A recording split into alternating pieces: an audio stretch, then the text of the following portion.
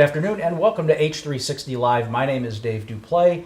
I am joined here in the studio this afternoon with my friend, my colleague from h360, the one, the only Miss Courtland Long.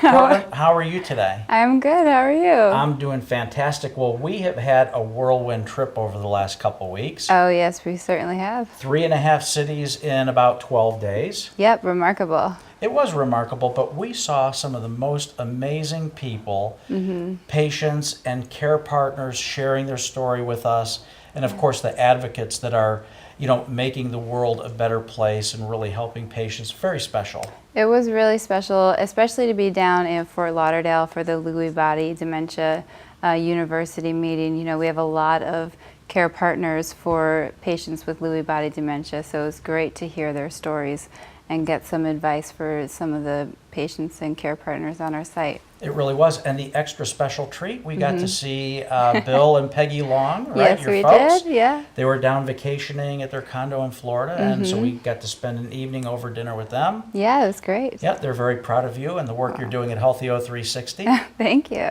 Yeah. So, we have an exciting show for you today. We have Dr. Anthony Del Signore coming into the studio. He is going to talk to us about endoscopic brain surgery, and this is really fantastic stuff. The tools and techniques they're using, truly state-of-the-art. We also have a video that we're going to play for you when he arrives that is really going to demonstrate some of the techniques and tools that he uses. But Courtland, first, as you know, we always have our health tips that we have to go over. Yes, we do. And this week is no exception. Now, when we were putting these health tips together, right, health tips called Stay Warm, Yes. we thought they would be appropriate for this time of the year, but today it's about 70 degrees out here in New York City. I know, it's unbelievable. And I know it's hard to believe, but it's true. The cold weather is coming. It's already hit in certain parts of the country. And so while temperatures are dropping faster in some areas than others, your light fall jacket may not be enough to protect you from the cold. It's really time to start digging out those hats, gloves, scarves, and start layering up to get warm. And people with certain health conditions may also notice that their symptoms could be a little bit worse in the cold. Yeah, exactly right. And I think we've got some good and appropriate health tips because, that cold weather is coming. They've promised it to us, and it's on the way, so just stay tuned for that. But in the meantime, we're going to share these tips with you and get you extra ready for that cold weather. So, Courtland, what's the very first health tip that we have? Well, the first health tip, and I've already sort of hit on it, is layer up. Shivering is actually your body's first line of defense to protect you from the cold, but it's also a really good indicator to let you know that it's time to get inside and try to get a little warm. And layering is really going to help insulate your body from the colder temperatures. This is also really great for the indoor-outdoor transition. When you're outside and it's freezing cold, you've got 5, 8 layers on, I don't know how many, and then you come inside, especially in New York, and there's apartment buildings and office buildings are just boiling hot. Yeah, you're absolutely right, especially some of the older buildings like the one we're in here in New York, our office, the heat is either on or it's off. There's no thermostat. We can't adjust it up or down. Our thermostat is actually opening and closing of the window. So layering in our environment is really, really critical. So I agree with that one wholeheartedly. And you hit on another point that, when you go outside and you layer up, you're protecting yourself, you're warm, but then coming back in, if you only have a couple of layers, you may come in here in a warm environment and really sweat and then go out in the cold, and then bad things happen from there. So I really like tip number 1, layer it up. Very, very good advice. I think we have another health tip. Yes, well, health tip number 2 is to find ways to tolerate the cold. Now, this more pertains to getting prepared for the colder days ahead. So try to keep your house warm, eat healthy meals, and don't forget to exercise. I know it's probably the furthest thing on your mind to hit the gym when it's freezing cold outside, but getting in that exercise is really important. It's going to help the brown fat in your body to release some heat energy, and also it's going to kick your metabolism into high gear. Brown fat in the body. I can't wait to get Dr. Anthony in and talk to him about that, see what he knows. But, find a way to tolerate it. It's really a sign of the times, I have to tell you. Because when I was a child, my parents didn't say find a way to tolerate it. They said, Dave, suck it up. And I had to suck it up. So, They were just trying to toughen you up, Dave. They did make me a tough kid, I think. I grew up in Ohio, and it was very, very cold in the wintertime. On Lake Erie, we had that lake effect. So I was layering it up with a whole lot of layers. You can bet on that. And I did learn how to suck it up because I had to get to school. Yeah, absolutely. Were you in like a snowsuit where you couldn't put your arms down? Almost, yeah. And I had a paper route as a kid, so I had to deliver, the paper always has to be delivered. Yes, it does. So I had my snowsuit on and my big hat and my boots, and I trudged through the snow, delivered my papers, but I layered it up and I sucked it up. You're a tough guy, you. Absolutely. So health tip number 3 is to know your risk. Now this one's important, guys, because some medications that you folks may be on for high blood pressure or other things are going to make you susceptible to more of the cold weather. Also, if you have a condition called hypothyroidism, those people with that condition seem to be a little cooler as well. So you always want to talk to your doctor, though, about adjusting your medications. If you think that that's a problem, call your doc, get their advice, go in and see them. Always consult with your physician, but you have to know your risks here, Courtland. Yes, I love that you say talk to your doctor. I know that you really like tips 1 and 2, but I think tip 3 is probably my favorite, because on Healthy h360 here, we're always talking to our members and the patients and care partners on our site. Talk to your doctor. If you hear any medical advice, talk to your doctor. It's very important to keep that line of communication open with your doctor. Yeah, absolutely. And just the other week when we were talking about our health tips and New Year's resolutions about starting an exercise program, you want to talk to your doctor about that too. Don't start any exercise program without clearing it from your physician. Go in, see him, spend a little extra time. It's going to be worth it, and it's going to keep you safe. Yep. So, Courtland, let's review, okay? Okay. Layer it up, Yep. suck it up, and know your health risks. I think those are all great health tips to keep you warm and toasty in the wintertime. So, Courtland, as always, we sent our interns out in the streets of New York to Bryant Park to see exactly what our friendly New Yorkers know about layering it up, sucking it up, and knowing your health risks. So in the spirit of keeping warm with our health tips, Courtland, I'm going to throw another log on the fire, and I would ask you to join me in watching this video. I would love to. Okay, guys, can you roll the tape?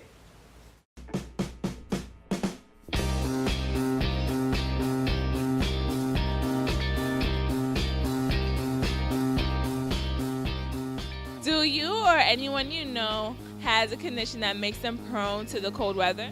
Actually, my mom and my grandpa both have eczema, so their skin is really dry, so the winter and the cold amplify that, so they always have to be moisturizing and, putting on their prescribed lotions. I know for people with sickle cell, the winter can be a difficult time, and for elderly people, but for sickle cell, yeah. No, not that I'm aware of. No, honestly, I don't know such kind of person. Do you have any words of advice to the viewers to survive during the winter season? Always take your vitamins. I always take vitamin C and a women's vitamin. I swear it helps because I always get sick in the winter, and it really helps me if I take my vitamins every day. Make sure you buy quality clothing that is that's heavy and will keep you warm. Well, just keep warm, eat hot meals, and drink warm chocolate or something. Don't wear flip-flops like some people do, and maybe try to stay at home or in the buildings more than outside. Do you have a secret strategy for keeping warm in the winter? Well, the basic thing everyone does is bundle up a little bit, a couple of layers and whatnot. Staying warm. I always stay inside because I don't like the cold, but we're outside right now. Honestly, to wear my sweater and to drink hot chocolate. I wear the warmest clothes that I have. I'm from Sacramento, so I do not like this weather in any way, shape, or form. Do you adapt quickly to the cold season? No, I'm from the Caribbean. I like my warm weather. No, I hate the cold, so it takes me a while to get used to it. Honestly, yes. It's it's easier for me because in New York it happens so fast and unexpectedly, so you have to. I do not adapt quickly. I probably will never adapt to the New York winter.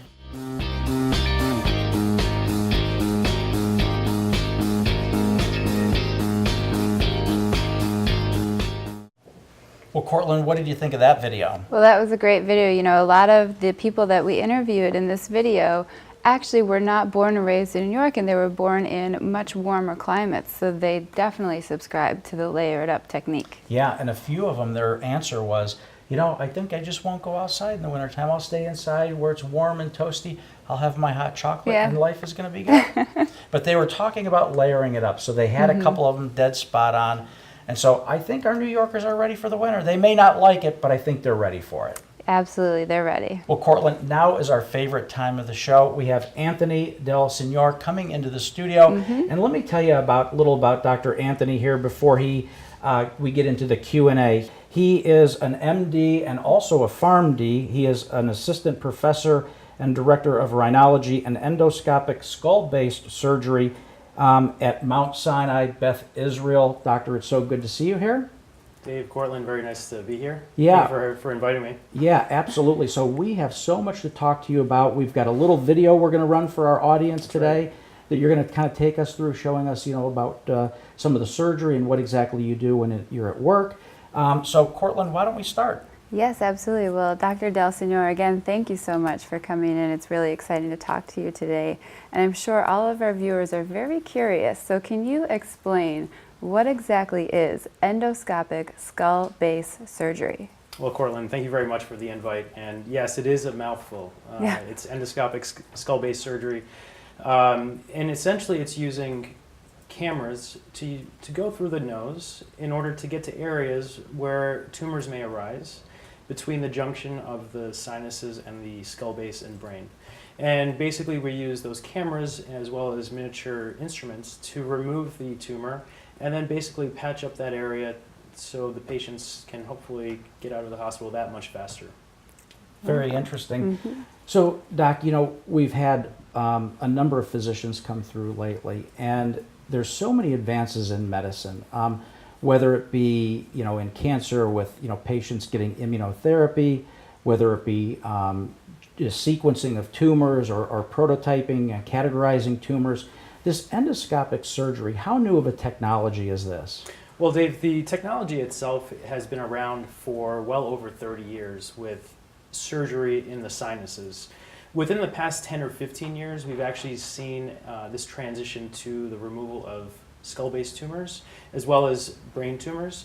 And so not that it's in its infancy, but I would say that it is still a new and an emerging technology that a lot of people are adapting because we're so excited with the outcomes that we're seeing with this. Wow. So with these new and emerging technologies, as you're talking about, are we seeing a higher survival rate in those who are diagnosed with brain tumor? So as you can imagine, over the past 15, 20 years, there's been great advances in both radiation delivery, chemotherapy delivery. So of course, outcomes are improving. The endoscopic skull base technique has actually helped us to remove a lot of those tumors almost completely with minimal complications to the patients, with minimal incisions to the face, if any at all. So in times past, when patients would come in for large open craniotomy incisions, we're actually able to remove a lot of those tumors via the nose with very small incisions, if any. So that's interesting. So when you look at the ratio now of the open surgery versus the endoscopic, and I know it's not one size fits all, of course, it depends on where the tumor is and the size and other criteria, I'm sure. But how often are you seeing the endoscopic versus the open surgery? Is it really predominant now, or is it kind of half and half? Where are we? So it really depends on the actual facility where the patients are being treated, the location of the tumor, the corridor that I'm able to use to enter into the nose and get to the specific sinus or area within the sinuses to approach the tumor in a safe manner. And it really depends on where that tumor is located in the brain. And if all those come together and we're able to, most clinicians will favor the endoscopic approach. We do still reserve the right for the open approaches for those that we think would be better suited, larger tumors, more extensive disease. But if we're able to remove the tumor via the endoscopic approach, we'll favor that. So I have just a follow-up question here. You mentioned the sinus passage and the clearance of getting through there. When you go in for the surgery, are there often times that you have to do some work on the sinus passage and clear that out before you can actually get to the tumor and remove it? Sure. If there's a deviated septum, oftentimes we'll correct the deviated septum so we'll have more room to work and remove this. Now, endoscopic skull-base surgery is a two-surgeon technique. It's myself who's the rhinology / ear, nose, throat surgeon, and I work very, very closely with my neurosurgery colleague. And we're able to, given the pathway that I'm able to provide within the sinuses, work in tandem to remove these tumors more efficiently and safely for the patient. And oftentimes you'll see a fair amount of legwork does go into removing a lot of the sinus passageway so we can work more efficiently. Well, Dr. Del Signore, so we've had a friend who unfortunately passed away from a brain tumor that was located in an area in the brain where they couldn't get to it surgically. But with the endoscopic approach, are we now able to access tumors that were previously inaccessible? So it really does depend on the location of the tumor. Tumors that are located in the periphery may very well still be amenable to an open technique. We've seen great surge in pituitary resection surgeries that were they were still done through the nose, but we're able to do it with less morbidity to the patient because we're not moving things all over, such as the septum, and they're not coming in with other complications from the surgery and from the actual approach. And so without actually seeing your friend's imaging as well as knowing what the pathology was, it's hard to comment on that, but we are seeing a lot of these once hard to reach lesions actually being able to be treated with the endoscopic approach. So, Doc, I find it interesting. You're using really innovative tools. You're looking at a computer screen, right, that's kind of guiding you and showing you what you need to do. You're using little scissors, and you're using suction, and you're using high-speed drills.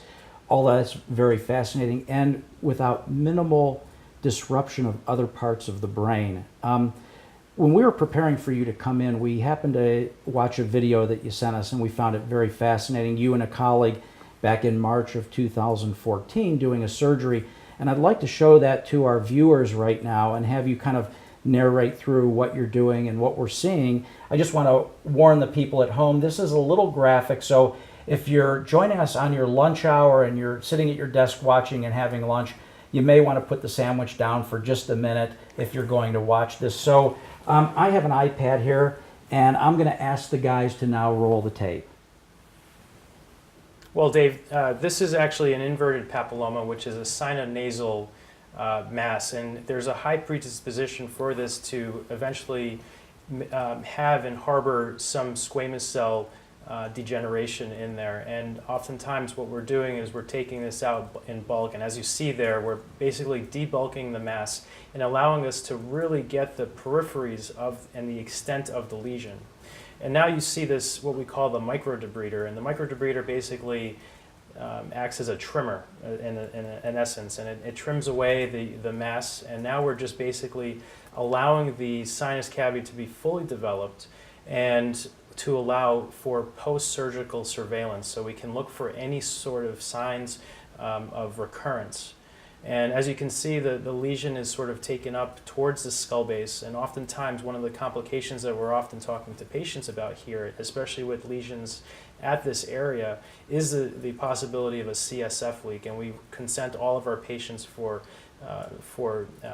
repair of any sort of CSF leak that we may encounter through the resection. And here we're just continuing with the removal of the ethmoid cells and such. And so that, in essence, is a pretty quick view of what we typically go through in our surgeries to really make a pathway and allow for post-surgical surveillance in the office. Now, how long would a surgery like this last? It really depends on the extent of disease, how many structures nearby are involved, if they're pedicled to the carotid artery, the optic nerve, other critical structures that we're worried about. And of course, the dissection in that area is is very delicate, just to prevent any sort of injury to those structures. So it can last anywhere from 2 to 6 to 8 hours for complete resection and repair. And you had mentioned that some of the surgeries, it's an overnight stay in the hospital. Other surgeries require a little longer stay. Yeah, if you could imagine. So for something like this, the sinonasal cancer, typically patients are in the hospital overnight and discharged the next day. For pituitary adenomas, they tend to be, especially if they're on the smaller side without any CSF or brain fluid leak, they can be discharged the next day to the following day. For the larger resections that are often resected at the skull base where a large hole is made between the nose and the brain, we really want to make sure that there isn't a brain fluid leak. And so we'll keep patients in for about 5 to 7 days just to monitor them and to make sure that there is no evidence of a brain fluid leak. Well, Dr. Del Signore, in that video, we certainly saw that the nose and sinuses truly do act as the perfect corridor to access some of these tumors and lesions. But, you know, we also see quite a bit of poking around, and I guess I can't really wrap my head around it. How is it that we aren't posing any risk to patients by disturbing their face or their skull? That's a great observation, Courtland. So you have to think about the adjacent structures. We're working very, very close to the eye. We're working very, very close to the olfactory bulb that allows us to smell, as well as the brain itself, as well as the carotid artery. And these are all structures that we're using technology that often acts as a GPS in the brain to tell us exactly where we are. Now, we consent to all of our patients, telling them the risks, benefits, and alternatives of all these procedures. And the endoscopic approach is no different than the open approach. They still have the same risks and dangers that the old approach had as well. And you know, we're just very, very careful that we're not disrupting the barrier between the between the orbit as well as the mass itself. And if we do, we're very careful with that dissection. So if you're wanting more information, you can reach Dr. Anthony at 212-844-8450. Again, that's 212-844-8450. He'd be happy to discuss this in more detail with you. Doc, you know, so people that are watching this and watched the last video that you took us through are probably wondering, what does the recovery look like? I might be in the hospital day, I might be in there longer, but when I get home, what's the recovery look like? So the recovery can, as I said, can be anywhere from overnight to a week or so in the hospital. Most patients, especially depending on the extent of the surgery, can be up and at it to work within several weeks. And this, you know, does have to go through a lot of rehabilitation with the patient depending on how much of a resection there was. But if it's a very relatively small resection, most patients are actually up at it in about 3 weeks or so. So can you walk us through your approach a little bit? When are you brought into a patient's, you know, care journey, and how do you talk with them about the options that they have for brain surgery? Sure. So it really depends on where the patient is presenting. So if they're having visual deficits or disturbances, the patient will often present to their ophthalmologist or optometrist. If a patient is worried about a headache, a neurologist. If they're worried about nasal obstruction, I'm a rhinologist, and so a lot of patients come in with either runny nose or nasal obstruction. And if we're concerned about some sort of malignancy, we'll take that to the next level of a thorough examination as well as full CT and MRI scans. And so they typically get referred to myself or my neurosurgical colleague somewhere within that game of when the lesion is actually observed and found on the respective CTs and MRIs. And you just spoke about the physical recovery of these surgeries that you're doing, but have you noticed do patients have any trouble with sort of emotional recovery? Sure. I mean, any cancer diagnosis is a tough diagnosis for any patient. And at Mount Sinai Beth Israel, we have a very close collaborative team, both myself, my neurosurgical colleague, we have social workers, as well as a full gamut of therapists that can help to take that patient not only through the physical recovery, but also that emotional and what is going to happen next with chemotherapy if they need that, or radiation therapy.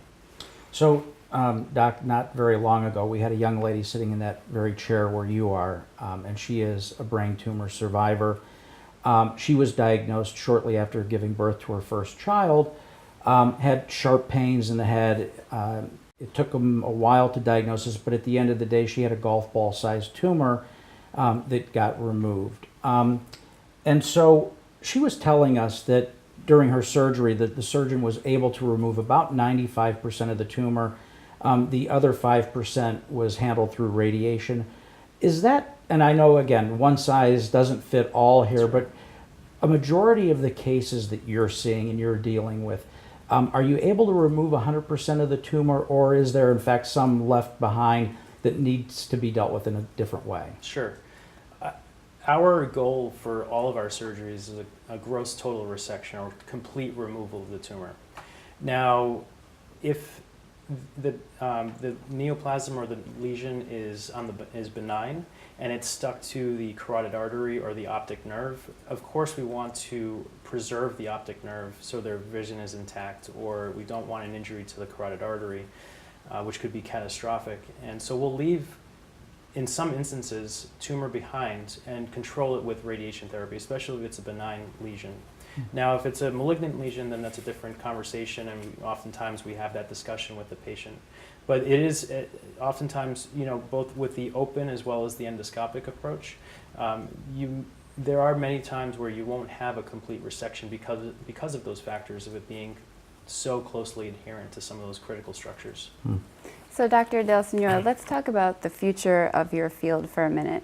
What's coming down the pipeline for endoscopic skull-based surgery, brain surgery, and even brain tumor research? Sure. It's a very, very exciting time. The past 15 years, we've seen leaps and bounds in optics, in the miniaturization of a lot of the instruments and drills that we use. And that's only going to get better. The precision is going to be that much better. We're actually seeing some devices come down the pipeline where we're able to remove the bone without actually using a drill, and it's just using an ultrasound tip, and it actually helps to lessen the risk of injury to some of the surrounding structures, which is completely fascinating. And also we're looking at different imaging techniques to determine if we've actually removed the entire lesion in the operating room without having to resort to an MRI post-operatively. So we'll actually be able to pinpoint where there's excess or additional tumor left behind. Now, how about on the device side? We see the pharmaceutical industry, especially in oncology. We've identified over 800 medicines and vaccines that are somewhere in the pipeline waiting to get through to approval. We know that the FDA is fast-tracking many of these, in the spirit of saving more lives. Are you seeing the pace of innovation at that rate with the medical device industry and the tools that you're using? Sure. I wouldn't say that a lot of them are fast-tracked. They still have to be thoroughly vetted out by the FDA and the other device regulatory boards. But there is definitely, there are a lot of techniques and a lot of device manufacturers that are getting these techniques out to us on the earlier side, and we're able to test them out and play an integral role in getting this passed for patients in the future. So before the show, you had shared with us that patients with brain tumor can tend to present at a later stage, and because of that, they may have a poorer prognosis. So can you share with our viewers maybe what are some of the signs and symptoms that patients and physicians should be looking out for? Sure. Some of the biggest things would be visual disturbances or deficits within your visual field, changes in vision, changes in smell or loss of smell, nasal obstruction, bleeding from the nose, nasal drip that is salty can be a sign of a brain fluid leak or a lesion being eroded through the skull base. So these are all different types of, or even headaches, incessant headaches that don't resolve with medications. These are all signs and symptoms that patients should be aware of, and actually other physicians as well. Mm-hmm. Doc, you're doing great work. Again, for those of you at home that want to reach Dr. Anthony, he can be found at 212-844-8450. Doc, unfortunately we're out of time, but I'd love to invite you back as the innovation increases and you're finding more and more exciting things and working on different types of patients. I'd love for you to come back and share with our viewers what you're working on. So thanks again for Sure. coming in. Well, thank you so much. I'd like to thank our viewers for tuning in, and as always, I'd like to thank our sponsors for making this all possible. Remember, all of our episodes are available on demand at healthyo360.com, and our podcast can be found in the iTunes Store. Well, Courtland, I like social media. You like social media. I think you have something important to say about that. Well, HealthYo360 loves social media, and we're all over Facebook, Instagram, Twitter, and Pinterest. We use the hashtag #RealStories when posting, and we'd appreciate it if you would do the same. On behalf of Dave Duplay, myself, and the entire HealthYo360 family, we'd like to thank you again for joining us, and we look forward to seeing you next week when we speak with Connor Daly about overcoming congenital heart defect.